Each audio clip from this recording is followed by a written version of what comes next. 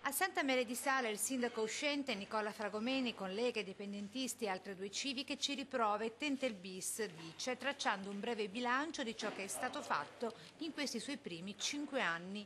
E abbiamo costruito un'altra scuola.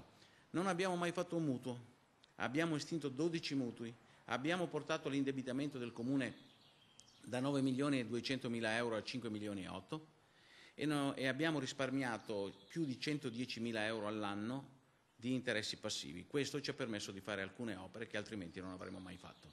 Il rifacimento di nuove strade, piazze, piste ciclabili e segnaletica a Veternigo e Caselle tra le ultime cose fatte, ma c'è ancora molto da fare, a cominciare dal recupero delle cosiddette piste interponderali. Piste ciclopedonali che passano attraverso gli argini dei fossi e dei canali. Noi ne abbiamo tanti qui a Santa Maria di Sala perché facciamo parte del graticolato romano.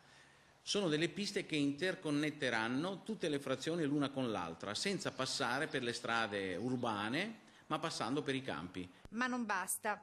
Noi dobbiamo interconnettere con la fibra ottica tutte le frazioni di Santa Maria di Sala.